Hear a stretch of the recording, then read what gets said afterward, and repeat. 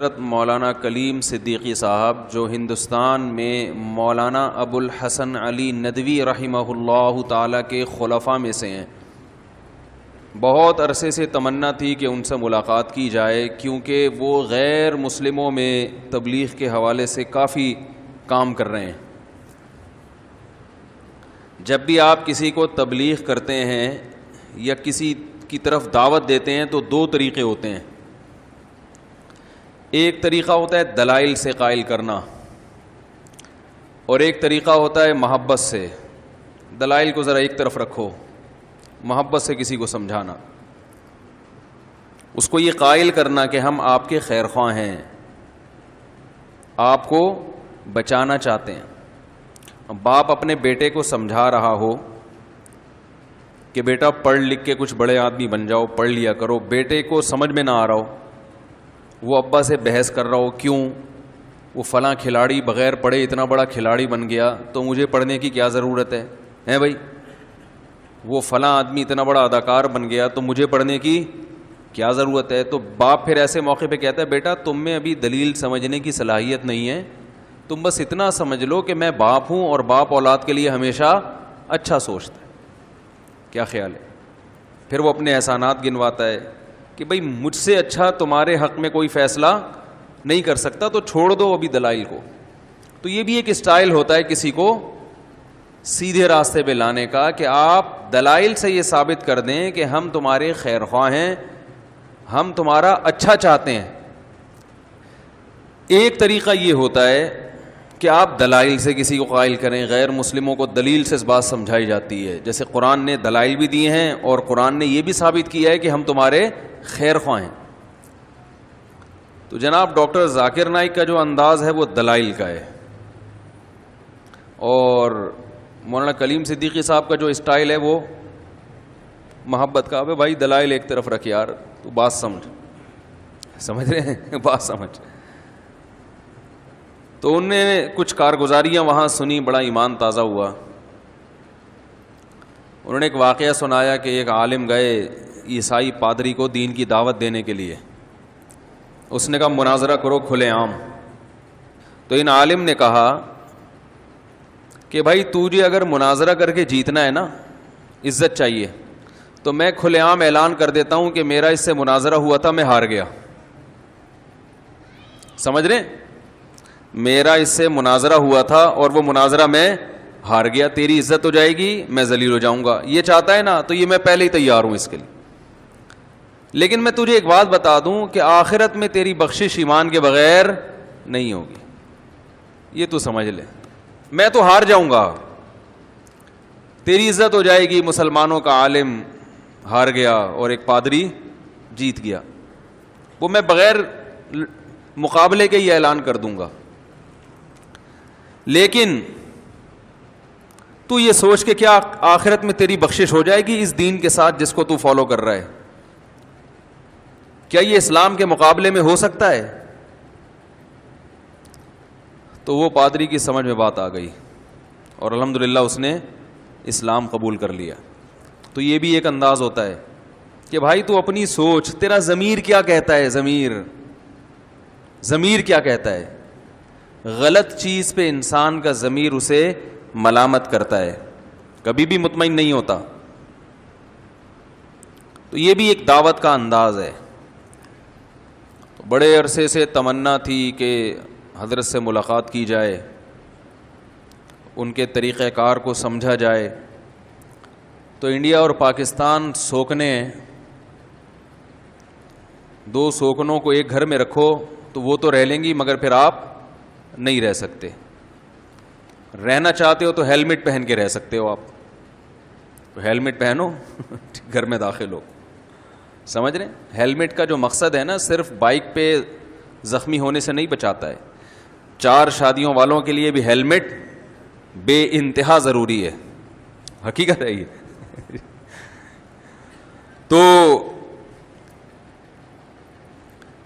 India اور پاکستان آپ کو پتہ ہے کہ جمع نہیں ہوتے، لیکن عوام ایک دوسرے سے بہرحال محبت کرتی ہے۔ تو پھر ان کے لیے ملاقات کی بہترین جگہ یا تو دبئی ہے یا ملیشیا۔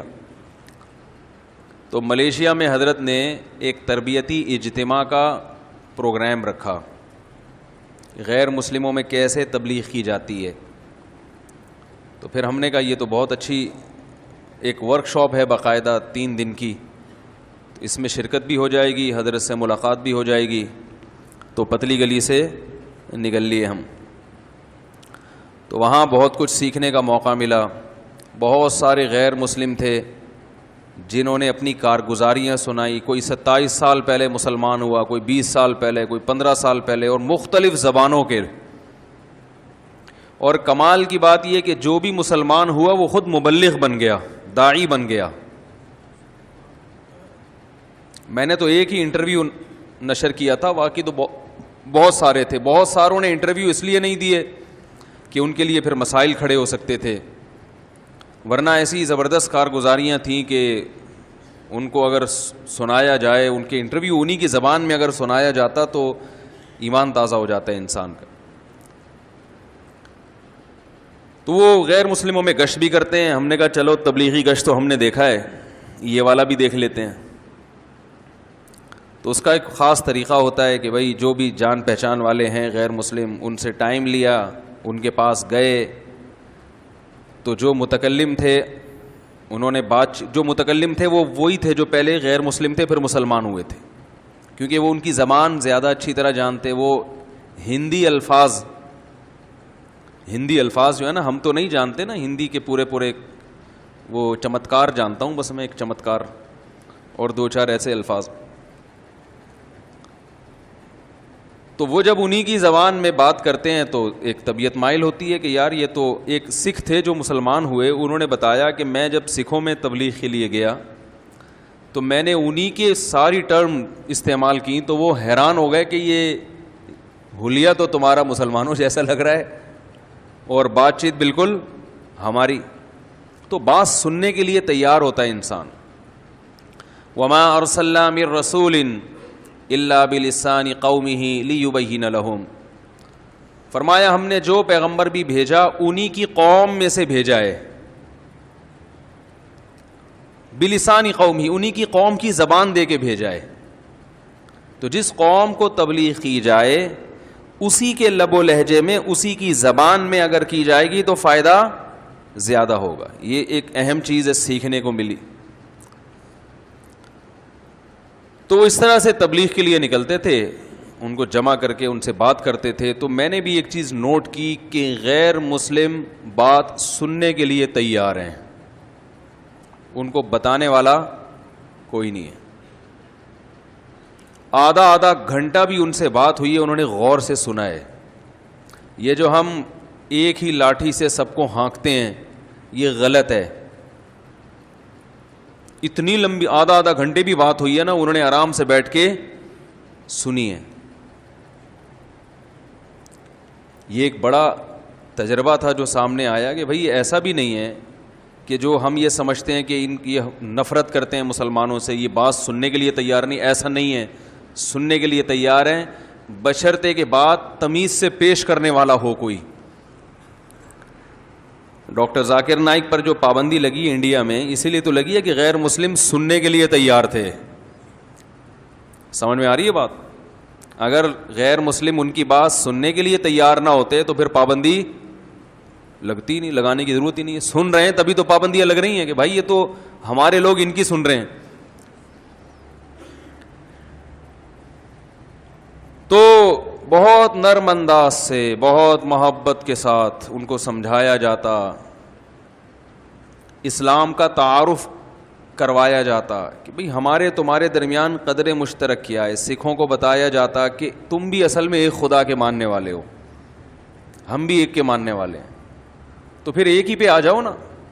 کیا خیال ہے بھائی؟ اسی پہ آ جاؤ. تو پھر انہوں نے قرآنی آیات اور احادیث صحیحہ سے ایک سلیبس مرتب کیا ہوا ہے. وہ بھی فجر کے بعد اس کی بھی کلاسیں ہوتی تھیں. بہرحال 3 دن میں الحمدللہ ایک تھوڑا سا دماغ کھولا کہ بھائی یہ بھی ایک لائن ہے. الحمدللہ ہزاروں لاکھوں لوگ مسلمان ہو چکے ہیں اب تک.